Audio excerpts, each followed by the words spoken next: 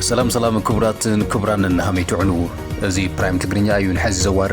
حزي زوارنا لكم اقدسن كدمسو زقبوهم زعباتات حبريتاتات كنا كافلوكم منا كساب موداتا حبيركم ناقص انحو تالنا وسبسكرايب كتقبرون عدمكم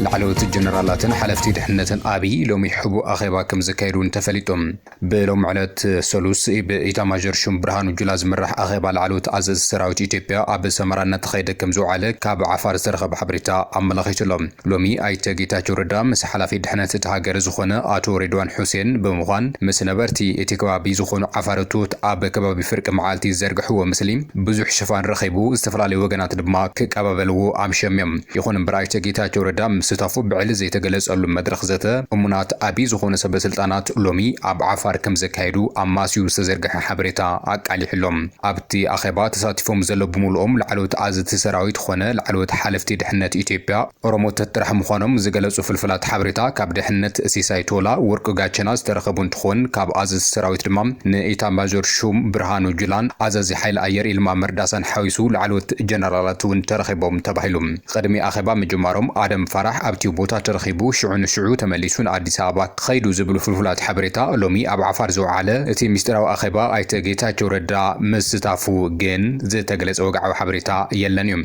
يخون انبر أبتي مستراو أخيبا مكتا ايتا ماجر شوم أبا وتادس حويسو كاب كل الأمحرس ترخب حلفتي لعلوت منغستي عزز سراوتي تيبيان أبزي أخيبا زي مركبهم أجر مخوين لهم أبي بتماسالي قدم حدا سومن أب دبر زيتي حبو أخيبا كيدو كم زنا برز فلتيوم قدم منسر أبي أبتا ناي برخا نغستن مبصح عسبن إلى صوعة كتما سمرا بركت زبلو أخيباتات كايدس أنح خوينو اتي قندي شتو دمام ناي إيتيبيان ناي إيرتران عفار أب حدن مقبار زعلم مخانو يقلس يزولم إزي بروجكت قدم يلوز تجمرن أب جبوتي زلو عفار وناب إيتيبيا كتغللو زبل تلمي كمزلو كابزك على حسانيحيم قدميت مالي كولج مكل خالد تورن يونيفرسيتي سمران حسب دمحاز عفار زهلو قدا زدسس مدرخ أب سمرا أكايدو منبارو تمالي نباخوم أبلنا يوزنا برنا حبريتاي ملختيوم نايزي مغزل تايوم بار اتي ناي لومي مستراوي استبحال ناي هودد بلصقنا اخيبا اب عفار تخايدو زلوم ياله طرطر يباهر بر ينورنال نابتي خل زوارنا لهم زعبا كنبل وانا كتما زوبا معراب تግራይ ዝኾነት ከተማ حمورا ካብ መቀለ አዲስ አበባን ሽረን አክሱምን በረራታት አየር ክትተአናግድ ምዃና ዘቃልሕ መንገዲ አየር ኢትዮጵያ ተመዛበልቲ በአየር ምንምጓዓዝ ተጀመረ መስርሕ ከም ዘለውን ተገሊጹሎም እቲ መንገዲ አየር ናብ ዋና ከተማ ዞባ ምዕራብ ትግራይ ከተማ ሰቲት حمورا አገልግሎት መጓዓዝያ በረራ ከም ዝጀምሩን ተቃሊሕሎም ድሕሪ ሕዳር 8 2018 ዓመተ ምህረት ዝጀምር ምዃኑ ዝተገለጸ መንገዲ አየር ኢትዮጵያ ኣብ ሶሙን ክልተ ግዜ በረራ ናብ حمورا كايد كم زوتنون فلفلات زينا غليصوم አሎም بسنكي خنات تقاريصو صنح مغعازيا سماينا بحمورا سبيلاوያን برراتات حويسوم غعزو ካብናብን ሚካኤል ዝኽእል ምዃኑ ዝተገለጸ ኮይኑ ካብ አዲስ አበባ መቀለ አክሱም ሽረን ናብ حمورا በረራ ክሉ ከም ዝኽእልውን ተገሊጹሎም ቀድሚ ጆኖሳይድ خنات ትግራይ حمورا ኣብ ትሕቲ ወረርቲ ቀድሚ መውዳቁን አገልግሎት መጓዓዝያ አየር ከም ዝነበረ ዝዝከር ኮይኑ ኣብዚ ሕዚ እዋን حمورا ተጋሩ ነበርታ ካብ መረበቶም ተባሪሮም ተሰዲዶም ዝናፍقዋ ወረርቲ ድማ ዝዕንዱርላ ከተማ ካብ ትኸውን انه 5 ዓመታት ተቆጽሮም እዮም እቲ መንገዲ አየር ኣብ እዋን ኹናቱ ውን ኣብ ተኸተማ ብውስን መልክዑ ወላኳ በረራታት የካይድ መንባሩ ዝግለጽ እንተኾነ ዝተፈላላዩ አጽዋራት ብምምላስ ኣብቲ ናይ ጆኖሳይድ ኹናት ተሳታፊ መንባሩ ውን ይፍለጥዮም መንገዲ አየር ኢትዮጵያ እቲ ሕዚ ክጅምሩ ዝሓስቦ በረራታት ምስ ምምላስ ተመዛበልቲ ዘተሓሕዝዎ ብርክት ዝበሉ ወገናት ዘለዉ ኮይኖም ተመዛበልቲ በአየር ናብ መረበቶም ክመለሱ ከም ዝኽእሉ ውን ይገልጹሎም በሱዳን ሽረ መቀለ ካልኦት ከባብታትን ተዳጉኖም ብስቃይ መከራ ህይወቶም ዝደፍኡ ዘለዉ ወገናት ናብ ዓደም ዝመለሱሉ ጭላንጭል ተስፋታት ይረአዩ ምህላዎም ውን እናተገለጸ ይዘሎም እቶም ተመዛበልቲ ናብ ንቡር ቤቶም ክመለሱ እንተኾይኖም ውሕስንኦም ክሕልወሎም ከም ዝደልዩ ክገልጹ ምጽንሖም ይዝከር እዩ ይኹን እምበር እቶም ካብ ቤቶም ንብረቶም ብግፍዒ ዘባረርዎም ወረርቲ ሕዚ ተገልቢጦም ክንቕበሎም ኢና ክብልኦም ዝገልጹ ዘሎም ግዛዊ ምምሕዳር ትግራይ እቶም ተመዛበልቲ ድሕንነቶም ተሓልዩ ክመለሱ ከም ዝግባእ ክገልጽ ጸኒሑ እዚ ድማ ግልጺ ቅዋሙ ምዃኑ ኣስሚሩ ክዛረብ ይስማዕ ኣብ ዝሓለፉ ግዜያት ምስ ቀዳማይ ሚኒስትር አብይ አሕመድ ኣብ አዲስ አበባ ብምዝታ ተፈናቃይ ናብ መቐለ ዝተመለሰ ጀነራል ታደሰ ወረደ ኣብ ጉዳይ ምዕራብ ትግራይ ዓብይ ዝተባሃለሉ ስጉምቲ ከም ዝተስማዕምዕን እቲ ስምምዕነት ድማ ምዕራብ ትግራይ እቶም ሓይሊ ሰላም ብምባል ዓርሶም ዝጽውዑ ኣብ ሓራ መሬት ዘለዉ ኣካላት ከም መሓደርዎ ምዃኖም እዩ ዝግለጽ ዘሎ ፍልፍላት ሓበሬታ ከም ዝገልጽዎ እንትኾይኑ እቲ ሓይሊ ሰላም ኢሉ ዝዓርሱ ዝጽውዕ ሓይሊ ንምዕራብ ትግራይ ከም መሓደር ምዃኑ ዝግለጽ ዘሎ እዚ ድማ ጀነራል ታደሰ ወረደ ከም ዝተስማዕምዕሉ እዩ ዝግለጽ እዚ ከም ዝሉ ንሃለወ ኮሎኔል ደመቀ ዘውዱ ብትሽዓተ ጥቅምቲ ኣብ ከተማ ሕሞራ ምስ ህዝቢ ኣብ ዝገበሮ ኣኼባ ተመዛበልቲ ምዕራብ ትግራይ ናብ መረበቶም ክምለሱ ምዃኖም ዝሓበረ ኮይኑ ነቶም ኣብ ዘይገዝኦም ዝሰፈሩ ሰፈርቲ ካብ ሎሚ ኣትሒዝኩም ክትወጹ ዝብል ትእዛዝ ከም ዘመሓላለፈሎም ድማ ንምፍላጥ ተኻኢሉ እዩ እቶም ካብ ካልኦት ከባብታት ክልል ኣምሓራ ኣምጺኦም ዘስፈርዎም ምዃኖም ዝግለጹ ሰፈርቲ ዝተመዛበለ ህዝቢ ትግራይ ብመምጹ ክትሕጎሱ እምበር ክትሰግኡ ክትፈርሑ ኣይግብአኩምን ብምባል ነቶም ዝኣክቦም ምስለኔታት ከም ዝገለጸሎም ዝገለጹ ፍልፍላት ሓበሬታ ካብ ሕሞራ ምስቶም ካብ መግረፍቱ ዝተረፉ ተጋሩ ብሰላማዊ መንገዲ ተኻኢልካን ተኸባቢርካን ምንባር ይከኣል ክብል እውን ወሲኹሎም ኣሎ ድሕሪ ሕዳር ተመዛበልቲ ክምለሱ መደ ከም ዘሎ ኣንፈት ከም ዝሃበ ዝገለጹ ፍልፍላት ሓበሬታ እቲ ምኽንያት ድማ መሬት ተጋሩ ወሪሮም ዘልምዕዎ ዘለዉ ልምዓት ሰሊጥ ከይዕንቅፎም ምዃኑ ተገሊጹ ዘሎ ምስ ምሕደሩን ጸጥቱን ድዩ ዝኣቱ ዝብል ሕቶ እውን ካብ እቶም ነበርቲ ነቲ ደመቀ ዘውዱ ቀሪቡሉ ምስ ዝምልከቶም ኣካላት ፌደራል ተዘራሪብና መልሲ ክነፍልጠኩም ኢና ዝብል ድፍን ምላሽ ከም ዝሃቦም እዮም እቶም ፍልፍላት ሓበሬታ ዝገልጹ ዘሎም ድሕሪ ኣኼባ ሰራሕተኛታት መዛገጃ ቤት ኣብ ሕድሕድ ገዛ ንዝሰፈሩ ካብ ካልኦት ከባብታት ዝመጹ ኣካላት ናይ ልቐቑ ደብዳቤ ምልጣፍ ጀሚሮም ምህላዎም እውን ሓበሬታታት የመላኽቱሎም ይኹን እምበር ኣብቲ ሓበሬታ ተቃውሞ ዘለዎም ኣካላት እቲ ዝተወዝዐ ሓበሬታ ሓቂ ከም ዘይኾነ እዮም ክገልጹ ስማዕ ነዚ ሓቂ ኣይኮነን ምኽንያቱ ድማ እታ እንኮ ደመቀ ዘውዱ ዝብላ ቃል ገበን ዘይፈጸሙ ተፈናቀልቲ ገበኖም ተጻርዩ ተመሊሶም ክነብሩ ክንገብር ኢና ክብል ከም ዝገለጸ የዘኻኽሩ እዚኣ ድማ ንዓመታት ዝደጋገማ ዝነበረት ወግዑ እያ እዚ ከምዚ ኢሉ ንሃለወ ኣርሚ 70 ናይ ምረቓ ስነ ስርዓት ከም ዘካይዱ እውን ተፈሊጡሎም እዚ ስነ ስርዓት ብክብ ዝበለ ወታደራዊ ሰልፊ ዝተሰነየ ምዃኑ እውን ተገሊጹ እዩ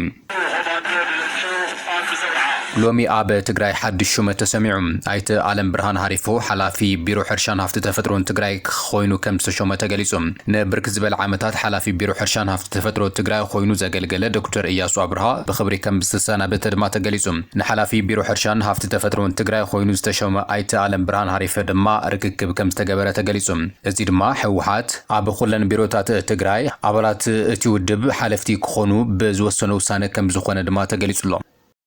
በተማሳለ ድማ ገዳም ደብረ ዳሞ ዳብ ዩኔስኮ ንምዝጋብ ብዕቱ ቢስራሕ ከም ዘሎ ተገሊጹሎም እዚ ዝተገለጸ 14 ጥቅምቲ ዝኽበር በዓል አቡነ አረጋዊ ገዳም ደብረ ዳሞ ኣመልኪቱ ኣብ ዝተሳለጠ መድረኽ ዘተ ከም ዝኾነ ተገሊጹ እቲ ገዳም ናብ ዩኔስኮ ንምዝጋብ ዝኽእል መጽናዕቲ ከም ዝተወገነን ኸይዲ ምዝገባ ሰነድን ትልምን ተጻፊፉ ይስራሕ ከም ዘሎን ንተሳተፍቲ መጽናዕታዊ ጽሑፎም ዘቕረቡ መምህር አርኪኦሎጂ ዩኒቨርሲቲ ዓዲግራት መምህር ጌትነት ደስታ ይገሊጹ ዘሎም ዋና አመሓዳሪ ወረዳ ጉሎ መኸዳ ኣይተሃፍቶም ባራኺ ከም ዝገለጹ እንትኾይኑ ገዳም ደብረ ዳሞ ፍልፍል ኢኮቱሪዝም ኮይኑ ከገልግል ከም ምምሕዳር እናሰርሐ ከም ዘሎ ይገሊጹ ዘሎ እቲ ገዳም ዓለም ለኻዊ ተበጻሕነት ክህልዎን ኣብ መዝገብ ቅርስታት ዓለም ክምዝገብን ዩኒቨርሲቲ ዓዲግራት ካልኦት ምሁራትን ግድኦም ከበርክቱ ጻውዒት ቀሪቡ ዘሎ ኣብቲ መድረኽ መልእኽቲ ዘመሓላለፈ ተወካሊ እቲ ገዳም ኣባ ገብረ መስቀል ከም ዝገለጽዎ እንትኾይኑ እቲ ገዳም ብዘበነ ሃፀይ ገብረ መስቀል ኣብ 517 ዓመተ ምህረት ከም ዝተሃነጸን ዕለት 12 አቡነ አረጋዊ ናብቲ ገዳም ከም ዘምርሑ ዕለት 13 ማሌታ ያሬድ ኣብቲ ገዳም ዋዚማ ከም ዝቆመን ዕለት 14 ድማ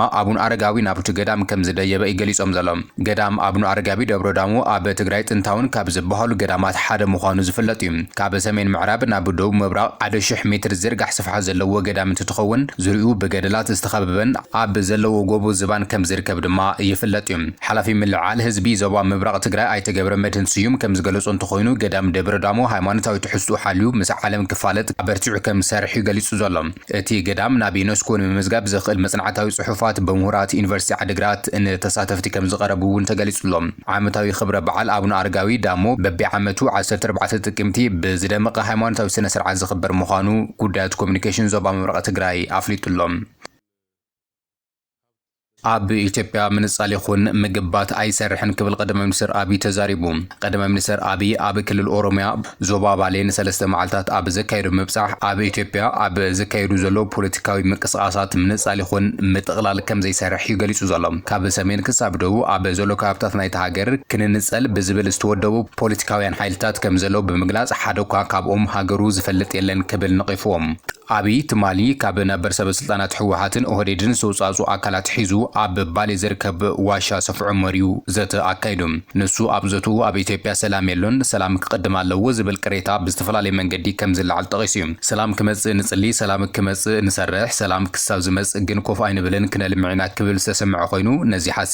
ነዚ ሓሳብ እዚ ብምቕባል ከራጉድ ዝፈተነ ኣማኻሪ ቀዳማይ ሚኒስትር ምብራቕ ኣፍሪካ ዝኾነ ኣይተ ጌታቸው ረዳ ድማ ሰላም ንልምዓት ይቅድም ወይስ ልምዓት ንሰላም ይመርሕ ዝብል ሓሳብ ብሕቶ መልክዕ ብምልዓል ነቲ በቀዳማይ ሚኒስትር አብይ ዝተልዓል ሓሳብ ከራጉዲ ተሰሚዑም ነታ ምስ ዜጋታታ ኹናት ተካይድ ዘላ ሃገር ዝመርሕ ዘሎ ቀዳማይ ሚኒስትር አብይ ኣብ ኢትዮጵያ ንዝሓለፉ 100 ዓመታት ሰላም ኣይነበረን ክብል እውን ታሪካዊ ትሕዝቶ ልዒሎም ኣብዚ ግዜ እዚ ፌስቡክ ዩቱብን ስለ ዘሎ ዕለታዊ ንሰምዖ ስለ ዘለና ኣይምበር ሰላም ኣይነበረን ክብል ድማ መረጋገጽ ሂብሉ እዩ ኣብ ኢትዮጵያ ሽፍታ ጠፊ ኣይፈልጥን ክብል እውን ወሲኹም ካብ ነገስታት ጀሚሮም ዝነበሩ መራሕቲ ኢትዮጵያ ግዜኦም ብመኸተት ዝመልአ ከም ዝነበረ ኣመላኺቱ እዮም ነቶም ኣብ ግዜ ስልጣኖም ሸፋቱን ምስጓጉ 100 ካብ 100 ዝሰርሑ መራሕቲ ድማ ነቂፎም እዚ ንሱ ዝመርሖ መንግስቲ ሽፍትነት ባህሊ ስለ ዝኾነ እናጥፋኣና ብሓደ ኢድና ድማ ክነልምዕና ዝብል ኣካይዳ ከም ዝኽተል እውን ተዛሪቡሎም ሰላም ብዘይ ልምዓት ኣይጸንዕን ክብል እውን ወሲኹ ተዛሪቡ እዩ ስለ ምንጻል ኣልዒሉ ሕወሓትን ኦነግን ከም ኣብነት ዝጠቐሰ አብይ ካብ ሰሜን ክሳብ ደቡብ ክንንጸል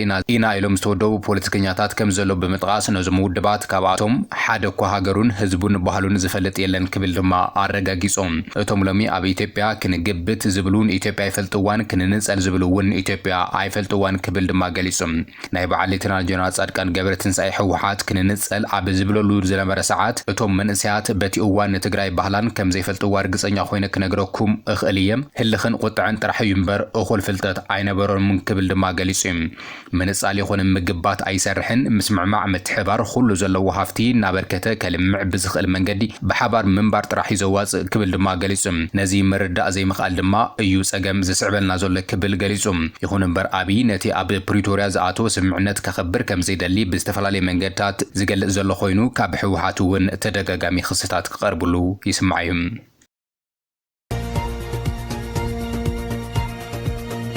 معرفو نفرتي كارتوم ኣብ ድሮ ምጅማር በረራ መጥቃዕቲ ድሮን ተፈጺሙሎም ንልዕሊ 2 ዓመታት ካብ ስራሕ ወጻ ኮይኑ ጸንሐ معرفو ነፈርቲ ካርቱም ዳግማይ ዘቤታዊ በረራታት ክጅምር ሒደት ሰዓታት ኣብ ዝተረፈሉ እዋን መጥቃዕቲ ድሮን ከም ዝተፈጸሙ ማዕኸላት ዜና ሱዳን ገሊጸን ኣለዋ ሱዳን ትሪቡን ሓደ ኣባል ጸጥታ ሱዳን ጠቂሱ ሰዓት 10 ኣጋ ወጋሕታ ነጸረ ነፈርቲ ሰራዊት ሱዳን ንብዙሓት ድሮናት እኳ እንተዓገቱ መጥቃዕቲ ከም ዝተፈጸመሎም ግን ኣረጋጊጹሎም ንመጠን ሰዓቤኑ ዝምልከት ዝርዝር ሓበሬታ ግን ኣይሃበ ኣብቲ ከባቢ ዝርከብ መሰኻኽር ዓይኒ ድምፂ ድሮን ምስምዖም ስዒቡ ካብ ጸረ ነፈርቲ ዝትኮስ ሓዊ ከም ዝረኣዩን ፍንጀራ ከም ዝሰምዑን ድማ ተገሊጹሎም ኣብ ውሽጢ ቀጽሪ ናይቲ معرفو ነፈርቲ ድማ ዝተጎለለ ዕግታ ትኪ ከም ዝተረኣየ ገሊጾም ክብል ቢቢሲ ጸብጺቡሎም ብዛዕባ እቲ መጥቃዕቲ ድሮን ሰራዊት ሱዳን ይኹን ዳዕመ ሰሪዕ ዛጊድ ዝሃብዎ ግብረ መልሲ የለን እዩ ብጀነራል አልቡርሃን ዝምራሕ ሓይሊ ምክልኻል ሱዳን ኣብዝሓ ከባብታ ሱዳን ንምቁፅጻሩ ስዒቡ ኣብቲ ንዝሓለፈ ወርሒ ሰነ ሓድሽ ቀዳማይ ሚኒስትር መዚዙ ነቲ ሃገር ንምርግጋእ ኣብ ዝሰርሐሉ ዘሎ እዋን ዕጡቕ ሓይሊ ዳዕመር ሰሪዕ RSF ብዘካይዶም ዘለው ተደጋግምቲ መጥቃዕታት ድሮን ሱዳን መለያ ክትረጋግእ ከም ዘይከኣለት ዝተፈላለዩ ማዕኸላት ዜና ዓለም የመላኽቱሎም ንልዕሊ 2 ዓመታት ኣብ መንጎ ሰራዊት ምክልኻል ሱዳንን ዕጡቕ ሓይሊ ዳዕመር ሰሪዕን ዝተኻየደ ሕድሕዳዊ ኩናት ካብ ዞባ ምዕራብ ትግራይ ናብ ሱዳን ንዝተሰደዱ ተጋሩ እውን ስጋት ድሕነት ኮይኑዎም ይቕጽል ከም ዘሎ ዝፍለጥ እዩ